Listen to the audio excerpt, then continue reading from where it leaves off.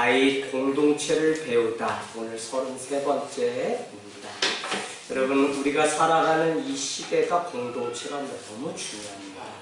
그냥 모이면 공동체가 되는 것이 아니라 공동체의 가장 중요한 생명은 반응입니다. 반응을 보일 수 있는 사람은 살아있다는 증거입니다.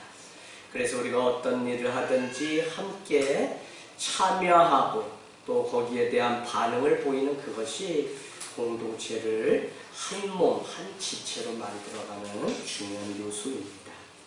우리가 공동체를 세워가자, 에클레시아 교회라고 말할 수 있지만 커뮤니티 공동체라고 이야기하는 것은 제가 주일에도 말씀드렸다시피 한 몸 공동체로서 그 안에 서로 지체됨이 유기적으로 하나 되어 움직일 때 거기에 하나님의 나라가 있는 것이지, 어떤 사람은 앞서가고 어떤 사람은 처지고 하면 거기에는 불평과 또 원망과 또 서로 미움 질투만 있게 됩니다. 그래서 공동체는 여러분 의무가 아니라 우리가 주님의 나라를 세워가기 위해서 우리가 이뤄가고 닮아가는 방법이 바로 공동체를 통해서 이루어져요.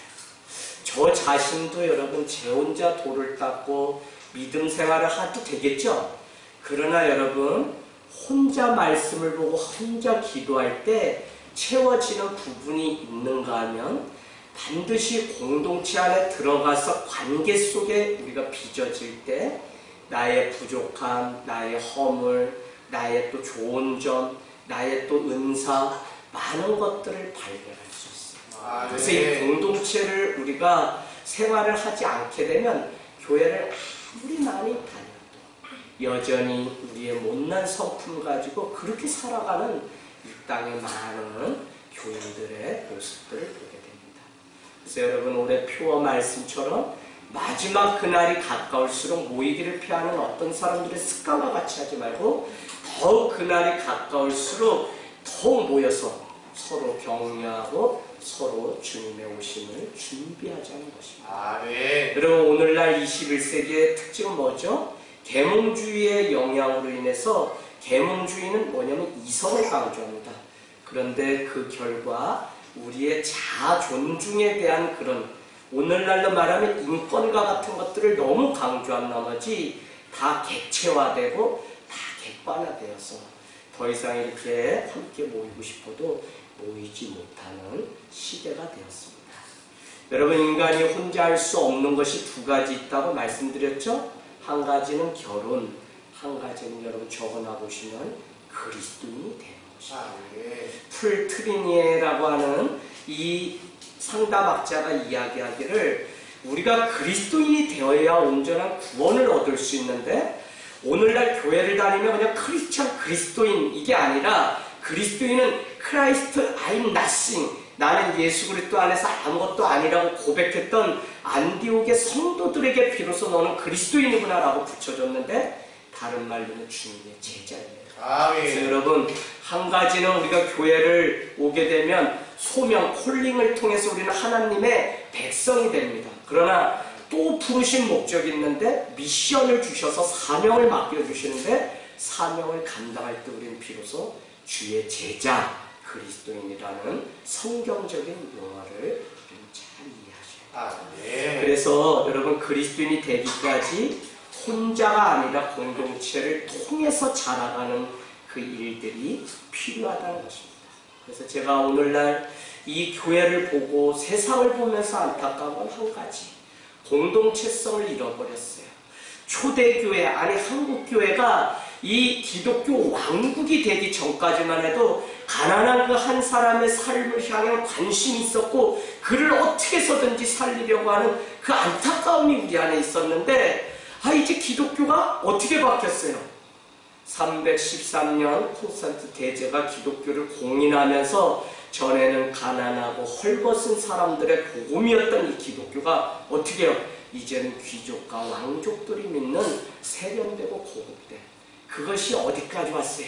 14세기 수도원 운동이 일어나기까지. 그래서 수도원 운동이 왜 일어나냐? 이렇게 하면 아유 이 캐톨릭이 썩어서 더는 안 되겠다 해서 수도원으로 잠적해서 그들이 정말 하나님과 이 합일 사상, 나는 하나님을 닮아가겠다고 하는 것이 수도원 운동입니다. 계속 시대는 이런 반복, 반작용, 그러니까 개혁운동이 일어나서 우리가 잘 아는 것처럼 1517년에 종교개혁이 드디어 일어나면서 개신교의 탄생을 알렸습니다. 그러면 그것으로 인해서 우리는 계속적으로 예수님이 저기 변방까지 찾아가서 창녀와 세리와 식사했던 그 기독교의 그 사랑이 있어야 되는데 오늘날 우리가 믿는 이 기독교가 왜 광야로 가지 않는지 저는 이해가 안 돼요. 하늘땅교회가 광야 목회합니다라고 제가 기자를 통해서 오늘도 인터뷰를 이제 하려고 준비를 했는데 내일 연기됐어요. 근데 무슨 이야기냐? 우리가 저기 척박한 그 광야에서 예수님의 신앙, 예수님 정신으로 교회가 존재할 때 마지막 그 예수님의 오심을, 재림을 우리는 기대하고 기다릴 수 있는데 교회도 여전히 있는 사람들의 모임이 되어버리면 교회는요 불고도 썩을 것이 분명하다는 것입니다. 여러분 철학적으로 보면 오늘날 제가 연구했던 레비나스를 기점으로 해서 그 이전까지는 자아를 존중하는 철저히 개인 중심성의 철학을 지향했어요. 그래서 나는 누구지? 나는 무엇을 먹을 때? 나는 무슨 의미를 찾을 때 바른 인간이지? 이것들을 연구했는데 현대 철학은 다문화 사회가 되면서 그 안에는 이 전체성으로 하나로 묶을 수 없는 왜 종족이 다르고 언어가 다르고 색깔이 다른 사람들이 막 모여서 이제 우리나라도 같이 살아가는 다문화 사회가 되다 보니까 자기 중심성으로는 이 갈등의 문제를 해결할 수가 없게 돼요. 그러다 보니까 어떻게 돼요? 레비나스라고 하는 철학자는 타자의 윤리를 도안을 해서 함께 살아가는 여기 공동체 안에 마치 구약의 과부나 개개에게 어떻게 해요? 안식을 주며 그들을 환대할 것을 명했던 것처럼 오늘 우리가 살아가는 이 시대는 다른 사람에 대한 이 관심을 갖지 않으면 안 되는 시대가 되었어요. 우리 사회의 건강성이라고 하는 것은 저는 다른 말로 보면 성숙한 공동체성을 지닌 사람들이 몇 %인가라는 것입니다. 우리 아이들의 모습만 봐도 잘하는 게 있어요. 언제? 혼자 할 때는 너무 잘해요. 그러나 함께하는 것이 되지 않는 시대입니다. 아이들이 날카로운 지성을 가졌다고 할지라도 사람을 움직일 수 있는 이 감성이 메말랐고 또 영혼을 책임질 수 있는 영성이 없기 때문에 여러분 사회의 그 역동성이라고 하는 이것이 잘 이루어지지 않는 것을 보십니다. 여러분 그 믿는 사람들이 무슨 상을 받거나 메달을 받으면 늘 이야기합니다. 내 혼자 한 것이 아니라 팀이 같이 원솔 한 정신으로 이 일을 같이 이뤄냈습니다. 제가 잘해서 한 게 아닙니다. 라고 꼭 그 공동체에 대한 그 감사의 인사를 하는 것을 보면 한 사람이 혼자 아무리 잘한들 잘할 수가 없어요. 그러니까 우리 자녀들도 여러분 영혼을 사랑하고 그 안에 공동체 안에서 민글되어서 살아갈 수 있는 아이들로 세우는 게 우리 부모의 책임이지 그 아이에게 그냥 혼자 어떻게 잘하고 혼자 공부 잘하고 혼자 잘 먹고 사는 그것 때문에 이 신앙을 강요하고 주의를 지키라고 한다면 이 아이는요 불보듯 아무 유익이 되지 않는 삶을 살게 됩니다. 이스라엘도 공동체성을 잃어버리면서 신앙이 개인화되고 개토화되면서 그들은 어떻게 돼요? 신앙이 깨지기 시작하고 이스라엘이라고 하는 운명 공동체, 신앙 공동체 안에 이탈자들이 생기기 시작하면서 그 공동체가 무너지는 일들이.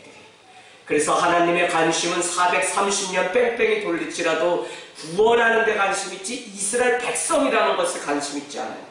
하늘 땅 교인의 관심 있는 것이 아니고 이재학 목사의 제자에 관심 있는 것이 아니라 주님의 제자가 되고 하나님의 백성 되는 데 관심이 있기 때문에 그것을 가르치기 위해서 430년 뺑뺑이를 돌려야 했던 하나님의 그 심정을 알면 우리는 이 공동체가 얼마나 중요한지를 다시 한번 깨닫게 됩니다.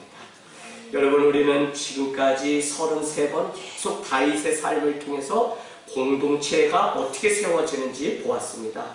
지난주 여러분 말씀 기억나시나요? 다윗이 죄악을 지은 그 모습을 보면서 우리에게도 어떻게 죄가 우리의 목전에 와 있다고 말씀드렸습니다. 그 이유는 무엇이라 그랬죠? 우리가 죄를 지어서 죄인이 아니라 죄인이기 때문에 죄를 지을 수밖에 없는 존재가 우리라는 거예요. 우리 스스로는 아무리 내가 거룩하고 잘하고 율법을 지키고 준법 정신이 투철하다고 해도 하나님 보실 때에는 우리는 예수 그리스도의 의롭다 하시는 그 의가 아니면 우리는 죄인일 수밖에 없어요. 여러분 공무원 하시는 분들이 신앙생활 얼마나 하기 어려운지 아세요? 왜 목사님 계속 일평생 나는 법을 지키고 나라 목을 먹으면서 그렇게 살았는데 교회라는 곳 오니까 뭐 해라 뭐 이렇게 많습니까? 여러분 신앙 안에 아직 들어가지 않았어요. 자기는 뭐 시키는 대로 법대로 잘 살았다고 하시지만 하나님이 볼 때는 그분처럼 자기 의에 빠져서 살아가는 죄인이 없다는 거예요. 그러니까 누구의 말을 듣지 않으려고요. 내가 하고 싶은 대로 하려고 하는 그 근성이 우리 공무원들이 특별히 있어요. 교사 보면 그래서 제가 그 무리 속에 들어가서 심의회를 만들고 경북고등학교 가서 교사 심의회 보니까 쉽지가 않아요. 공무원들이 쉽지가 않아요. 그리고 제가 폄하하려고 하는 것이 아니라 우리가 죄인이기 때문에 죄를 지을 수밖에 없어요. 아담과 하와가 죄인이었기 때문에 우리는 죄를 지을 수밖에 없어요. 그래서 죄가 우리 목전에 늘 가까이 와 있다는 거예요. 그래서 다윗에게도 어느 날 홀로 그 예루살렘 궁전에 앉아있다가 어떻게 했다 그랬어요? 12장 1절에 보니까 다 싸움터로 장군들 다 보내놓고 자기만 홀로 그곳에 남아있다가 그래서 공동체가 없으면 죄가 찾아온다고 제가 말했습니다. 그래서 죄가 찾아왔는데 그게 뭐냐? 자기의 부하 장수 중에 충신이었던 우리아의 아내 밧세바가 목욕하는 장면을 보면서 음욕을 품고 그러면 그것으로 하나님 앞에 깨어서 죄를 끊을 기회임에도 불구하고 사람을 보내서 저가 누구인지 알아오게 합니다. 와서 보고하기를 당신의 부하 우리아의 아내 밧세바입니다. 그럼 그 이야기를 들었으면 그가 지금 전쟁터에 나가 있는데 저 아내가 얼마나 고충이 있을까. 자기의 백성이기 때문에 다윗은 그렇게 생각해야 됨에도 불구하고 그 죄를 끊을 수 있는 기회를 놓쳐버렸다고 하는 말씀을 드렸습니다. 그래서 지금까지 우리는 계속 다윗이 얼마나 믿음 가운데 그가 살았는지를 봤다면 12장부터는 다윗의 엄청난 실망을 우리가 하게 됩니다. 그게 열왕기상 1장 1절에 가면 어떻게 된다고요? 다윗은 이불을 덮어도 더 이상 따뜻하지 않고 뭘 먹어도 맛이 없고 그렇게 육신의 인생이 끝나는 것을 우리는 보게 됩니다. 여러분 다윗은 나단 선지자가 찾아와서 당신이 바로 죄를 지은 그 사람입니다라고 책망했을 때 그는 인정하고 솔직히 돌아서는 시간이 있었습니다. 죄라고 하는 것 하늘땅교회에 처음 오시면 세교 사랑 나눈 첫과 나는 누구인가 중에 1번이 나는 하나님과의 관계 맺고 살아가는 존재입니다. 무엇 때문에? 태초에 하나님이 천지를 창조하셨다는 그 고백은 우리가 어떻게 해요? 하나님과 관계 맺은 존재라고 하는 대선언이 있는 것입니다. 그 말은 다른 말로 하면 우리는 하나님과 관계 속에 있을 때만 내가 의미 있는 인생을 살고 죄 가운데 떠날 수 있지 관계가 끊어진 것이 바로 죄라고 말씀드렸어요. 그리고 회복은 뭐죠? 하나님과의 관계가 다시 이어진 것이 회복이에요. 네. 여러분 죄라고 하는 것은 하마르티아라고 하는 언어인데 그것은 이 화살을 잡아당겨서 관역을 삼아 당기면 하마르티아는 관역에 이 화살 촉이 가서 꽂혀야 되는데 그것을 빗나가다라고 하는 의미예요. 그러니까 하나님의 뜻이라고 하는 이 관역이 있는데 죄는 무엇이냐면 그 관역으로 화살이 가는 것이 아니라 그것을 비껴가는 거예요. 그리고 회개는 무엇이냐? 회개는 다시 돌아와서 하나님의 뜻 앞에 자기의 자신을 드리는 것입니다. 네. 여러분 저는 오늘 다윗의 모습을 통해서 죄가 그의 생각과 자세와 태도에 비롯된 것을 보게 됩니다. 여러분 아담과 하와는 생각으로 이미 죄를 지었습니다. 먹음직도 하고 보암직도 하고. 여러분 죄를 짓는 이유는 우리의 잘못된 생각과 자세가 바로 죄를 가까이 하게 합니다. 그럼 한번 적어놔 보세요. 적어놓으세요. 우리의 생각은 뭐를 낳을까요? 말을 낳아요. 생각하고 말 표시해보세요. 우리의 생각이 말을 낳고 말은 모여서 뭐가 되냐면 행동이 됩니다. 행동. 들어보셨을 거예요, 여러분. 우리의 생각이 말로 나오고 말이 행동이 돼요. 그러면 이 행동은 또 뭐가 되냐면 행동은 결국 모여서 습관이 되는 거죠. 하루아침에 그가 죄 가운데 사는 게 아니라 말부터 시작하는 거예요. 교회는 뭐가 문제냐? 말이 문제예요. 말. 야고보서 우리가 37회 동안 은혜를 받았으면 말을 배우는 거예요. 자, 그런데 습관이 모이면 뭐가 될까요? 혹시 아시겠는 분? 누구? 누가 얘기했어요? 아, 강도사님. 네. 삐? 네. 네. 강도사님 틀릴 수 있어요? 예, 맞아요. 저것도 맞아요. 근데 뭐냐면, 성격이에요. 성격. 예. 그렇죠. 가만히 생각해보세요. 생각이 모여서 말이 되고, 말이 모여서 행동이 되고, 행동이 모여서 습관이 되고, 습관이 결국 우리의 성격을 만들고, 성격은 결국 뭐죠? 인생. 성공한 사람의 인생의 배후에는 그가 하는 말이 다르고 행동이 다르고 이걸 통틀어 뭐라 하면 자세가 다른 거예요. 네.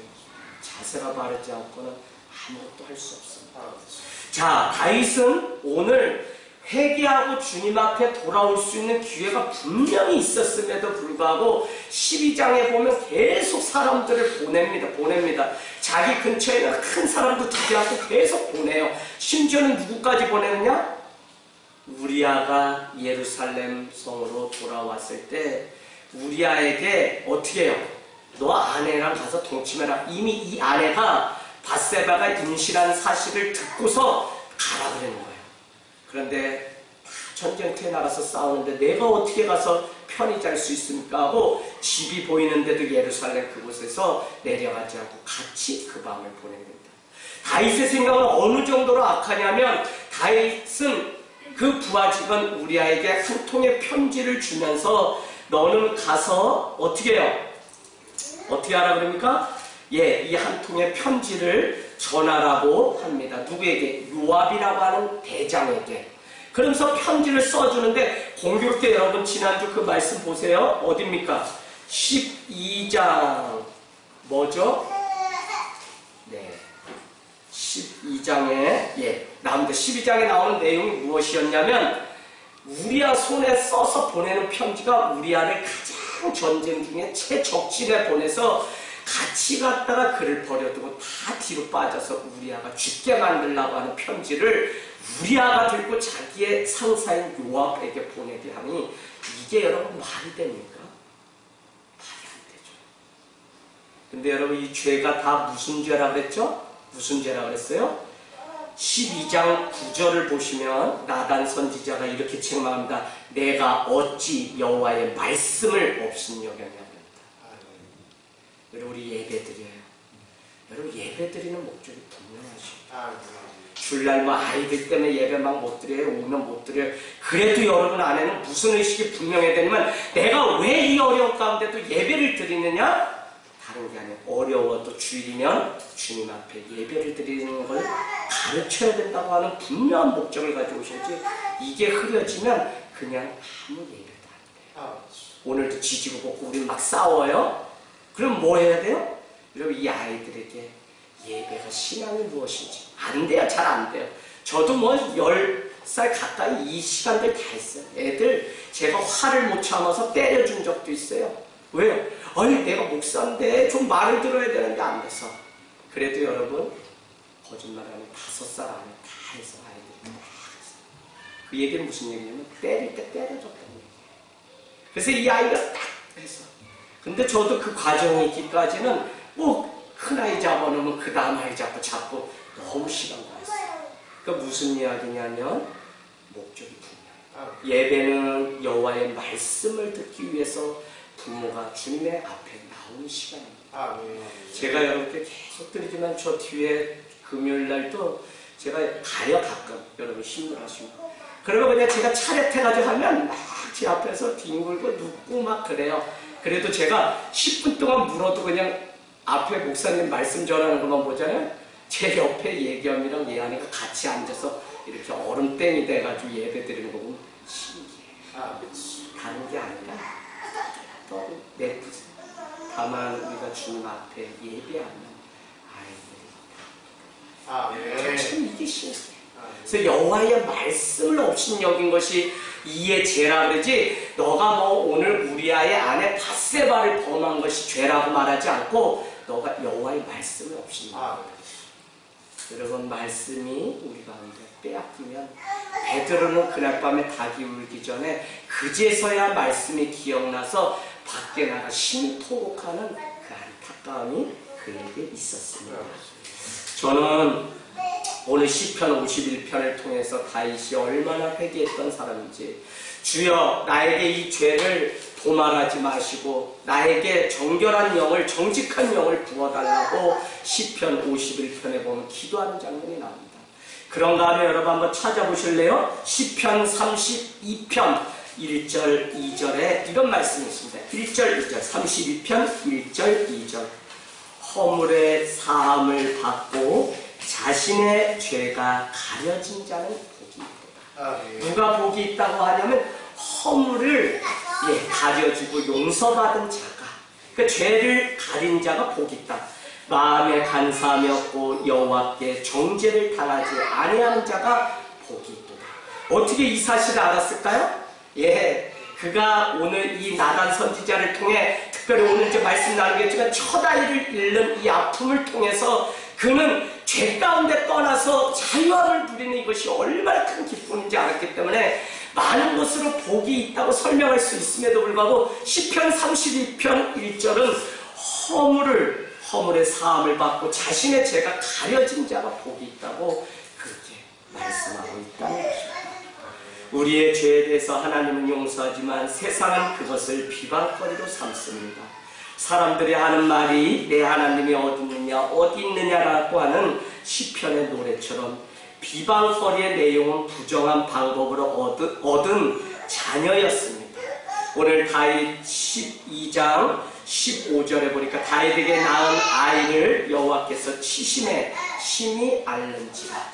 그런데 이것은 그냥 어느 날 갑자기 있었던 것이 아니라 13절로 가보세요. 13절 14절에 가면 뭐라고 얘기하냐면 일로 말미암아 여호와의 원수가 크게 비방거리를 얻게 하였으니 당신이 낳은 아이가 반드시 죽으리라 하고, 이미 나단 선지자는 다윗에게 첫 아이가 죽을 거라고 하는 이 징계를 내렸습니다. 여러분, 낳자마자 여호와께서 그 아이를 15절에 보니까 치심에 심히 알았다고 이야기합니다. 무슨 병인지는 알 수 없지만 알았다는 것입니다.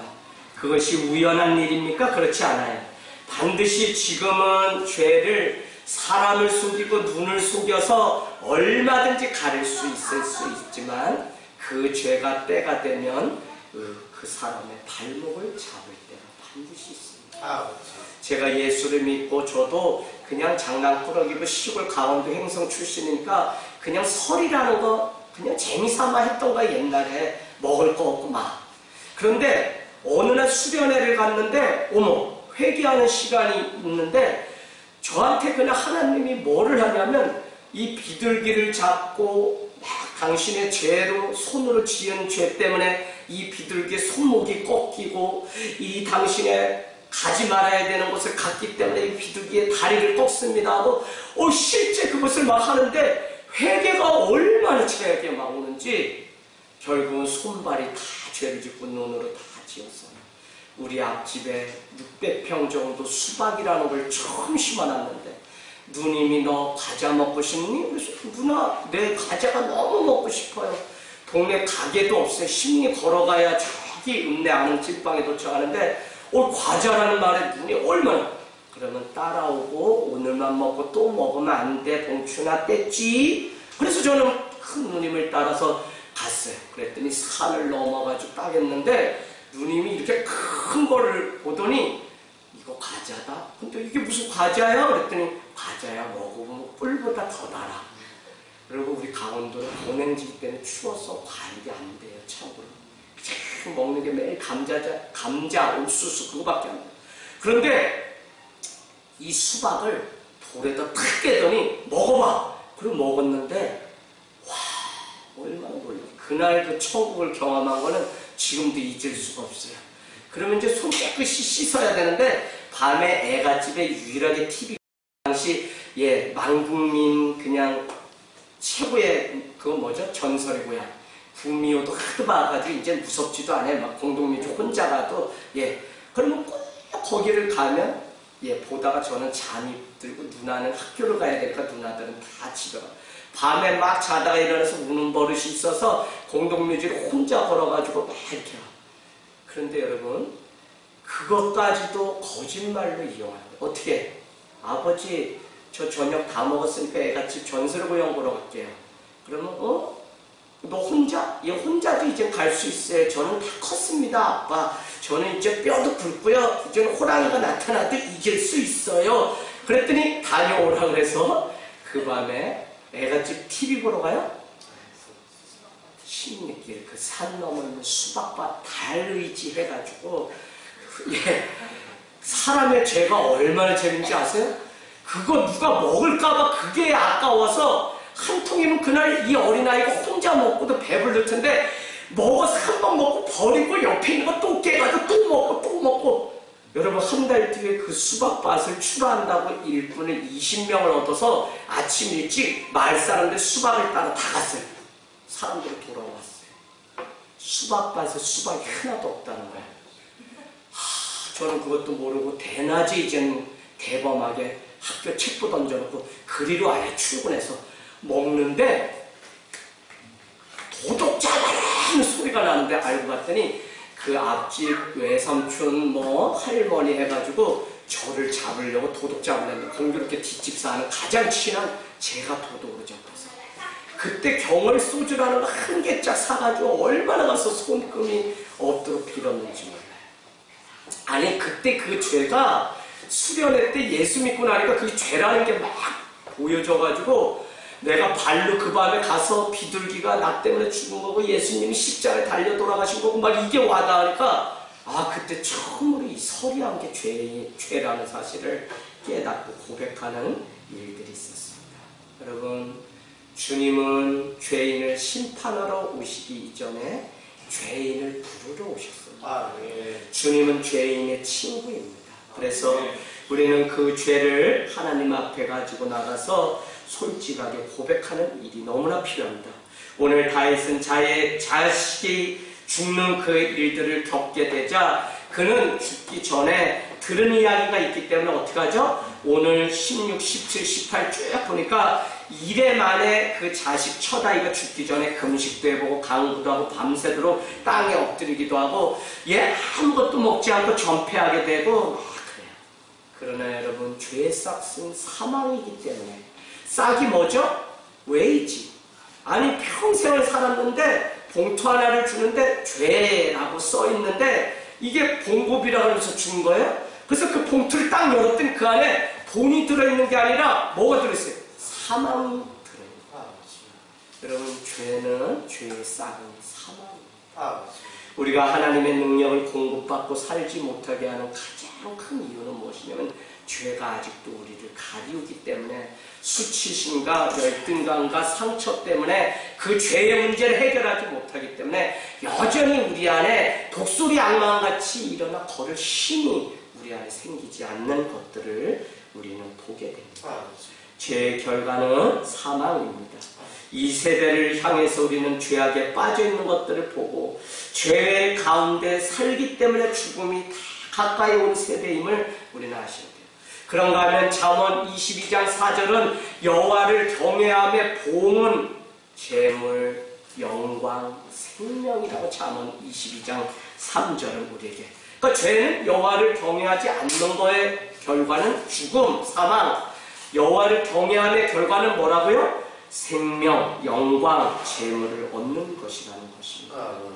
여러분 신하들은 죽은 아이에 대해서 다윗에게 말하지 못합니다. 18절에 보니까 살아있을 때도 왕에게 얘기하면 왕이 듣지 않았는데 그 아들 살리려고 강구하고 땅에 엎드려서 물었는데 죽은 이 사실을 이야기하면 그 왕이 얼마나 상심할까 해서 말을 하지 않아요. 그러나 18절에 보니까 신하들이 수근수근 거리는 그 이야기를 듣고 다윗은 잘못되었구나 하고 아이가 죽었냐? 라고 물으니까 그렇다고 대답을 합니다. 여러분, 행복한 인생을 준비했던 다윗, 이제 아이를 얻고 이제 행복한 삶이 가능하다고 생각했지만 주님은 그에게 있는 그 죄 때문에 그 행복한 삶을 끊어버리고 절망 가운데 나가게 했다는 것입니다. 하나님 없는 인생은 다 이렇게 됩니다. 하나님을 믿는다고 하면서도 온전한 회개하고 돌아오지 않게 되면 그 삶에는 죽음이 기다리고 있는 것입니다. 육적으로는 죽을 수 있지만 영적으로 죽어서 영벌에 처하게 된다는 것입니다. 믿는 자에게 주시는 영원한 생명을 누리지 못하게 하는 것이 바로 이 죄라고 하죠. 미움, 다툼, 시기. 그러나 여러분, 한 단어로 보면 자기 부인을 하지 않기 때문에. 우리 장혜자 집사는 시험에 왜 든다 그랬죠? 뭐 때문에? 욕심. 어디에 나와요? 야고보서 1장 14절.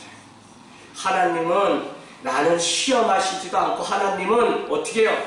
시험에 들지도 않는데 너희들은 왜 시험에 들었다고 그렇게 신앙생활하면서 입버릇처럼 받으라는 은혜는 간직하지 못한 채 시험은 잘도 먹냐? 라고 야고보가 질문하고는 그 시험에 어디서 오는지 이야기하는데 그것은 다른 것이 아니라 자기의 욕심이라고. 욕심을 구하고 자기의 정욕 때문에 구하는 것은 구하여도 얻지 못하는 줄 알라고 야고보서가 우리에게 얘기합니다. 그 자기 욕심이라는 게 뭘까요? 다른 말로 이야기하면 자기 부인을 하지 않는 겁니다. 나 알아주지 않는 남편, 나 알아주지 않는 성도, 나 알아주지 않는 누구, 그것 때문에 서운하다는 거예요. 그게 뭐예요? 자기 부인을 하지 않는 거죠.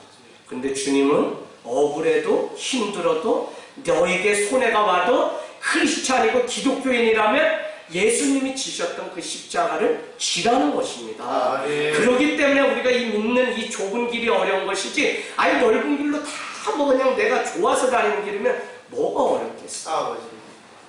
사랑하는 여러분, 오늘 이 다윗은 죄의 문제를 가지고 하나님 앞에 나아가서 그렇게 처절하게 싸웁니다. 오늘 우리에게 가장 기쁜 소식은 무엇이냐면 예수 그리스도가 오셔서 어떻게 해요? 죄에서 이제 자유함을 얻게 되었다는 것입니다. 저는 이게 너무 감사한 것 같아요. 도피성 되시는 예수 그리스도 계신 그 성에만 들어가면 어떤 죄라도 다 용서함 받을 수 있는 그 자유. 죄가 내 안에 있어봐야 그게 얼마나 괴롭고 힘들겠어요. 오늘 죄를 고백하면 영벌, 영원한 벌에서 떠나서 영원한 생명을 얻을 수 있다고 가르쳐준 이것이 복음이고, 기쁜 소식 유앙겔리온입니다. 오늘 낳은 자식이 2대 만에 죽는 꼴을 보고 괴로워하는 다윗을 보면 죄 가운데 살아가는 그것이 행복을 잃고 불행 가운데 사는 처참한 인생이라는 사실을 우리는 알게 됩니다. 그럼에도 불구하고 우리는 진정한 행복을 위해서 집도 준비하고 차도 준비하고 여행도 준비합니다. 그러나 영적으로 진정한 행복은 죄 용서를 받고 영원한 생명이신 예수 그리스도를 만나는 그것 외에는 영원한 행복이 없다니까요. 아무리 좋은 집 대궐에서 살고 월급을 많이 받아도 내가 죄 가운데 묶여서 내 발목이 잡히면 우리는 얼마나 되겠죠. 여러분, 오산에 요새 무슨 일 일어났었죠? 오산에. 그래서 사람 죽이는 막 그런 일들이 끔찍해 죽겠어요. 그 죄가요, 언젠가는 다 온 천하에 드러나는 일들이. 모텔에서 남자가 여자 죽여서 월요일날 도망가서 12시간 만에 안성 휴게소에서 뉴스에 대서 오산 시치면 유명합니다. 우리가 사는 이 지역 내, 그것도 걸동에서 또 일어났어. 얼마나 안타깝죠. 죄가요, 아무리 가려도 죄는요, 소문이 나고 발이 있기 때문에 다 드러나게 돼 있어요. 그래서 내가 그 죄를 사람이 못 받겠지 하고 다윗도 생각하고 이제는 첫 아이를 얻게 되었으니 행복한 인생을 꾸었지만 죄의 문제를 해결하지 않는 한 그 삶의 행복은 오지 않는다는 사실을 우리는 아십니다. 죄의 문제를 해결하지 않는 한 우리는 자유한 삶이 되지 않기 때문에 영적인 그 삶을 파워를 누리지 못해요. 그래서 죄의 문제가 해결되어야 된다는 것입니다. 자식의 죽음을 듣고 땅에서 일어나 몸을 씻고 기름을 바르고 20절에 보니까 의복을 갈아입고 여호와의 전에 들어가서 하나님 앞에 예배합니다.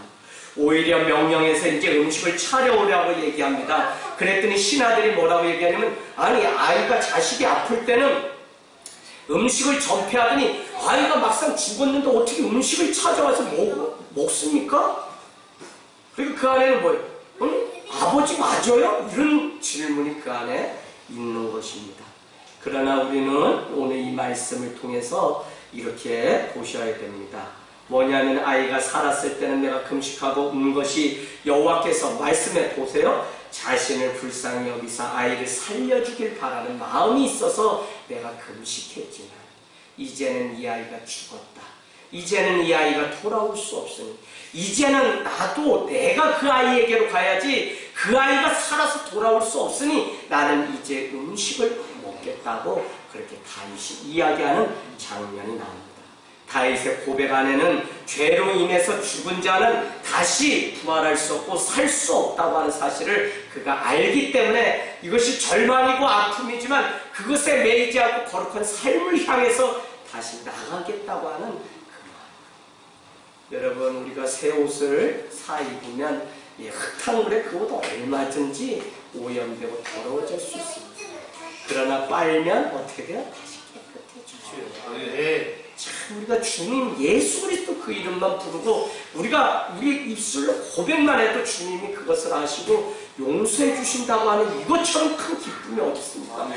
이것이 되지 않으면 여러분 수치심에 빠져 살아요. 저는 뭐 우리 교회 성도들도 있지만 뭐 가정에 아픔 겪고 뭐 부부가 문제 생기고 그거에 물려서 주님 앞에 나오기를 힘들어하는 분들이 있어요. 절대 그럴 거 없어요.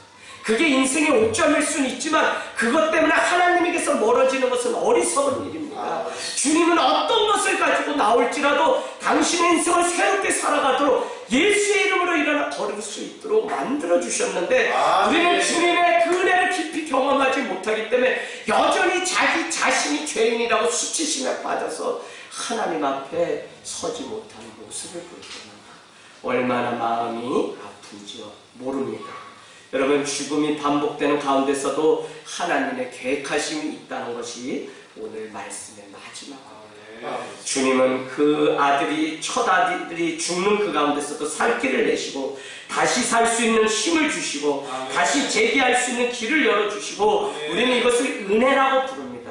모든 것이 끊어지고 다치고 없어져도 하나님의 약속은, 다윗과 맺었던 약속은 영원하기 때문에 오늘 영원한 왕조를 세우겠다고 말씀하신 것이 이미 우리는 3일상을 통해서 하나님의 계획은 죄 가운데도 늘 열려있다는 사실. 우리가 주님 앞에 가서 온전히 회개하고 고백하기만 하면 됩니다. 여러분, 24절 마지막으로 볼까요? 24절 다시 밧세바를 통해 아들을 낳게 됩니다. 그 아들의 이름은 솔로몬인데 그냥 주신 것이 아니라 24절 끝에 뭐라 그러죠? 여호와께서 그를 사랑하사 주셨다고 말씀하고 있습니다. 하나님이 다윗을 여전히 사랑하고 계심의 증거가 무엇이냐면 솔로몬이라고 하는 생명을 주신 것입니다. 여러분, 하나님이 나를 사랑하시고 나에게 생명을 사랑하는 그 증거는 뭐냐면 내 안에 생명이 자꾸 움직여요. 그런데 하나님의 사랑을 경험하지 못하게 되면 우리는 하나님의 사랑이 이끄는 대로 움직이는 것이 아니라 율법적으로 신앙생활을 자꾸 하는 삶을 살아요. 여러분, 오늘 우리에게 자녀를 주신다는 그것은 얼마나 하나님의 은혜인지 모릅니다. 장단 집사님 할렐루야. 셋 아이도 예전부터 하나님의 축복은 자녀를 주시는 그 일을 통해서 저도 경험이 있습니다. 아픔을 잊게 만드는 다시 살 힘을 주는 것은 새 생명을 볼 때 우리는 그 힘, 여호와께로 돌아가자라고 하는 그 찬양의 원 제목은 Love Never Fail이라고 하는 제목입니다. 하나님의 사랑은 결코 실패가 실패 없대. 실패가 없습니다. 여러분 우리는 그것 때문에 여호와께로 다시 돌아가고 내 삶이 다 무너지고 진흙텅이에 앉아있다고 해도 때로는 나의 작은 실수가 때로는 나의 그냥 인생의 못남이 아닌 출신 배경 때문에 아파하는 그게 아니라 개똥 차례가 그 거름터미에 누가 먹다 버린 씨앗이 수박이 늦가을에 열매가 맺어 그것을 먹어보듯 우리는 개똥 차례 같은 인생일지라도 하나님 앞에 가면 그것을 주는 열매 맺게 하시다. 아멘. 여러분 저 역시 출산하러 앞두고 첫 아들을 잃었다는 이야기를 여러분에게 말씀드린 적 있습니다. 물론 그것 때문에 하나님의 계획하심이 있다는 것을 오랜 시간 지나서 우리와 똑같은 아픔을 겪는 사람을 위로하게 하시는 그 경험을 통해 똑같은 경험을 하지 않고서는 그 위로할 자격이 없다는 사실을 깨닫고 교회에서 아무리 많은 사람이 가서 손을 잡고 집사님 일어나세요 하고 담임 목사님 가서 기도해도 다시 주일에 내가 죄를 지어서 그랬다는 그 수치심 때문에 돌아오지 못하는데 우리가 가서 어렵게 아내를 통해서 그 이야기를 간증하게 되자 그 가정이 다시 교회로 돌아오는 여러분 우리의 상처, 우리의 아픔은 누군가를 살리는 도구가 된다는 사실을 그때 깨닫게 됐어요. 그런데 여러분 진짜 회복은 어떻게 되냐면 그 아픔을 겪고 출산 하루 앞두고선 이렇게 잘못된 아이를 잃은 지 8개월 뒤에 새 생명을 우리에게 주셨는데 그때 우리에게 찾아왔던 물감이 한 번에 다 없어지는 것을 보면서 결국 생명의 아픔은 또 다른 생명을 얻어야만 해결된다는 사실을 알게 됐어요. 또한 가문에 생명을 주신다는 것이 얼마나 큰 하나님의 축복인지. 여러분 내가 지금 만삭이 돼서 아이를 낳고 그런 생명이 아닙니다. 오늘 더 깊은 영적으로 들어가면 내가 정말 생명이신 그 주님을 만나서 내 영혼이 주님 앞에 다시 태어나는 이 나옴을 통해서 우리는 이 상처, 생명 잃은 이 상처를 다시 예수 그리스도의 은혜 그 생명으로 내가 다시 거듭나고 태어나요. 그거에 발목 잡히고 그거에 해서 내 인생을 갉아먹고 깎아먹으면 손해는 결국 내 자신. 그래서 이 복음 앞에 나가기를 원합니다. 하나님은 다윗을 여전히 사랑하시거든요. 여러분 하나님의 사랑이 의심스러울 때가 있죠. 그러나 의심하지 마십시오. 우리가 떠나는 것이지 하나님은 결코 변함없는 사랑을 보내셨습니다. 우리가 하나님의 사랑을 의심한 것이지 그분은 나를 위해서 아들까지 내어주신 사랑입니다. 내가 하나님의 인도하심을 따르지 않은 것이지 그분은 돌아선 우리를 향한 영원한 사랑에 변치 않고 찾아오시는 끝없는 사랑의 추적자가 되어서 우리의 인생 가운데 찾아오셔서 만나주시는 그 사랑이라는 것입니다. 그 사랑을 붙잡고 우리가 나아가면 심지어 나 같은 자도 복이 있다. 그냥 십자가에 달려 돌아가시며 너도 복이 있다고 말씀하신 그 사랑을 기억하면 우리는 부족한 게 없는 사람. 여러분 우리가 행복한 삶을 위해서 특별히 신앙생활하면서 이것도 해야 되고 저것도 해야 되고 해야 될 게 많은 것 같거든요. 아니 오늘 결론 내립니다. 한 가지. 그건 뭐냐? 여호와의 사랑을 알고 여호와의 사랑으로 돌아가는 그것이 우리 가운데 충만케 채워지면 우리는 그것 때문에 다시 사는 인생이 되고 그것 때문에 내 삶에 꿈꾸지 못했던 꿈을 다시 꾸는 인생이 진로 코칭 주일에 합니다. 여러분 이론으로 들어서 우리가 꿈을 꾸겠어요? 하나님의 사랑 가운데 정말 내가 얼마나 하나님의 사랑을 받는지 경험하게 되면 꾸지 말라 그래도 저기 꿈꾸는 자가 오는도다 요셉과 같이 꿈을 꾸는 자가 될 수 있다니까. 여러분 꿈을 꾸기를 원합니다. 선지자 나단을 보내서 솔로몬의 이름을 뭐라고 했죠? 여디디야라고 불렀는데 이것은 여러분 곧 써놓으시면 관주에도 있지만 여호와께 사랑을 입음이라는 뜻입니다. 솔로몬은 하나님의 사랑이 여전하고 하나님의 사랑이 끝이 없고 하나님의 사랑은 실패가 없다고 하는 증거로 다윗과 여전히 이 사랑이 함께하고 있다는 것. 아니 하나님이 다윗이 큰 죄를 졌음에도 불구하고 용서하셨다고 하는 증거로 솔로몬을 주셨는데 솔로몬의 이름 또 다른 이름은 여디디야. 그 이름의 뜻은 하나님의 사랑을 입은 자라는 뜻입니다. 여러분 우리는 그와 같은 아픔들을 겪으면 하나님이 우리를 징벌하셔서 영원히 그곳에 둘 것 같지만 하나님 오늘도 우리의 죄를 가지고 주님의 사랑, 주같이 붉을지라도 그 주님의 그 사랑 가운데 가면 다 쉬게 된다는 것입니다. 오늘 다윗은 마음의 해방, 죄로부터 해방을 얻은 증거로 솔로몬이라고 하는 아들을 얻게 됩니다. 여러분, 죄를 지을 수 있지만 죄를 안 지으려고 하는 것도 우리의 의미지만 더 중요한 것은 작든지 크든지 짓는 그 죄에 대해서 하나님 앞에 솔직하게 고백하는 것. 중요합니다. 누군가의 마음을 아프게 하고 누군가의 인격을 무시하고 누군가의 사랑을 거절하고 다 죄입니다. 죄. 자기를 부인하지 않기 때문에 우리가 겪는 죄라니까요. 그 죄를 하나님 앞에 우리는 낱낱이 고백할 때 비로소 자유자가 돼서 마음껏 꿈꾸는 삶을 살아갈 수 있습니다. 여러분, 지난주 저는 족구라는데 깜짝 놀랐어요. 그 교회 회장님이라는 분이, 남순교 회장님이 이웃교회, 제가 이웃교회잖아요. 저한테 뭐라고 해야 되냐면, 목사님, 남자들이 사회생활하다 보면 술 한잔 할 수 있는 거 아니겠어요? 그런데 지난 밤에는 이제 주일 예배 앞두고 지난 밤에는 집에 퇴근해서 가는데 이미 우리 교회를 떠난 무슨 집사가 술 한잔 만취돼가지고 길거리에서 만났는데 모른 척 할 수 있냐. 그래서 자기도 술 먹고 그 사람도 술 먹고 해서 그게 인사를 나눴다는 거예요. 그래서 또 더 가까워져야 돼가지고 또 포장마차 가서 상처하고, 그러고서 오늘 그 교회 막 족구 때문에 따라오신 성도님이 뒤에서 시험이 드셔가지고 회장님이라는 분이 그런 이야기를 가감없이 하는 거예요. 여러분, 오늘날 먹었다 안 먹었다가 중요한 게 아니라 죄를 짓는지 내가 말한 그것이 다른 사람에게 상처가 되는지 아닌지도 구분할 수 없을 정도로 말이죠. 나는 그 얘기를 나인데 했다는 게 참 화가 나더라니까요. 아니, 나를 내가 소리치지 그걸 가만둘 것 같아요? 네, 가만뒀죠. 우리 교회 교회님은 제가 뭐라고 했을 텐데, 저도 옛날에 다 먹어봤어요. 그리고 말았어요. 그냥 다 먹어봤어요. 경월소주 40도 되는 거 막 대병 한 병씩 넣고요, 주천강에 경기 틀어놓고요, 아버지 고기 좀 잡아올게요 하고 경기 끌고 가서 뒤에는요 털털털털 막걸리 싣고 가서, 아이고 머리 피도 안 말랐으니 살아있죠? 그 말 잘못된 거예요. 피 말르면 죽어요. 피도 안 마른 것들이 중딩들이 쫙 객지에서 막 중학교 고등학교 다니다가 모이면, 상호야 모여라, 영도야 모여라, 모이면, 저는 그래도 착했어요. 걔네가 모이라 그랬더니 화토 이거 짱맞추기죠.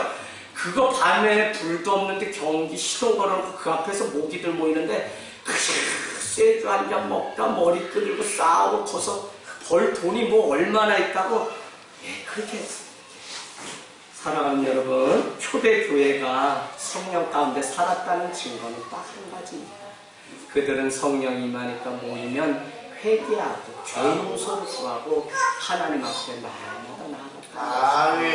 오늘 우리가 죄를 지은 그것이 수치가 되지 않기로 합니다. 오히려 자유케 하시는 하나님께 나아가는 은혜가 있기를 원합니다.